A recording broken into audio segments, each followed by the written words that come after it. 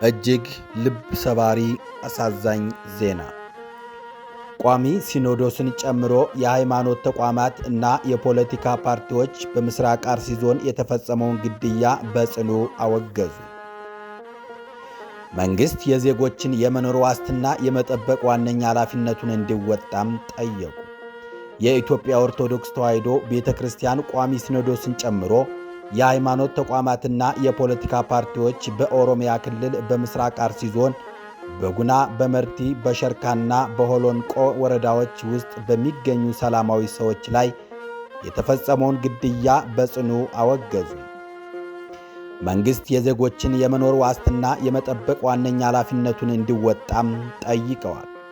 የኢትዮጵያ ኦርቶዶክስ ተዋሕዶ ቤተ ክርስቲያን ቋሚ ሲኖዶስ ትናንት ጥቅምት 20 2018 ዓ.ም ባወጣው መግለጫ በኦሮሚያ ክልል በምስራቅ አርሲ ዞን አስተዳደር በጉና፣ በመርቲ፣ በሸርካና በሆሎንቆ ዋቢ ወረዳዎች ውስጥ በሚገኙ የኢትዮጵያ ኦርቶዶክስ ተዋሕዶ ቤተ ክርስቲያን እምነት ተከታዮች ላይ አሰቃቂ ግድያ መፈጸሙን ገልጿል። ግድያውም ከዕለት ወደ ዕለት እየተባባሰ መሆኑን የምስራቅ አርሲ ሀገረ ስብከት ጽሕፈት ቤት የላከውን ሪፖርት ቋሚ ሲኖዶሱ የተመለከተው በከባድና በጥልቅ በሆነ የሐዘን ስሜት ነው። መግለጫውም አያይዞ በምስራቅ አርሲ ሀገረ ስብከት እንዲህ አይነቱ አሰቃቂ ድርጊት ሲፈጸም የቆየው በተደጋጋሚ እንደመሆኑ መጠን እንዲህ አይነቱ አስነዋሪ ድርጊት በቅዱሳን መጻሕፍት ሆነ በሰው ልጅ ሰብአዊ መብት ፈጽሞ ተቀባይነት የሌለው በነጻነት የማምለክ ሕገ መንግሥታዊ መብትን የሚጋፋ ተከባብሮና ተቻችሎ የመኖር መንፈሳዊ ሴቶቻችንን የሚያጠፋ ክብረነክና ሊወገዝ የሚገባው ኢስነ ምግባራዊ ድርጊት በመሆኑ የኢትዮጵያ ኦርቶዶክስ ተዋሕዶ ቤተ ክርስቲያን ቋሚ ሲኖዶስ በጽኑ አውግዞታል።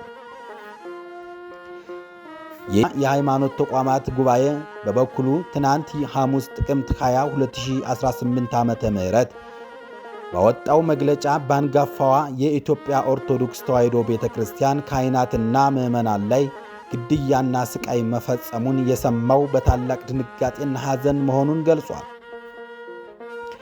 ጉባኤውም መንግሥት የዜጎችን በሰላም ወጥቶ የመግባት ነጻነት የማረጋገጥ ዋነኛ ኃላፊነት አለበት ሲል ጠቅሶ ችግሩ ከዚህ በላይ ተባብሶ ተጨማሪ ሐዘንና ሰቆቃ ከመከሰቱ አስቀድሞ አላስፈላጊውን የሕግ ማስከበር ሥራ እንዲሠራ በአጽንኦት ጠይቋል። የኢትዮጵያ ወንጌል አማኞች አብያተ ክርስቲያናት ካውንስል በበኩሉ ባወጣው የሐዘን መግለጫ በኢትዮጵያ ኦርቶዶክስ ተዋሕዶ ምዕመናን ላይ የተፈጸመውን ኢሰብአዊ ድርጊት አውግዞታል። የኢትዮጵያ ሕዝቦች አብዮታዊ ፓርቲ ኢአፓ በበኩሉ ዛሬ ባወጣው መግለጫ በኦሮሚያ ክልላዊ መንግሥት በምስራቅ አርሲ ዞን አስተዳደር የተፈጸመውን ጥቃት ለዲሞክራሲያዊ ለሰብአዊ መብት መከበር፣ እኩልነትና ለሕግ የበላይነት መስፈን የሚታገሉ ኃይሎች ሁሉ ሊያወግዙት የሚገባ ኢሰብአዊ እኩይና አፍራሽ ተግባር ነው ሲል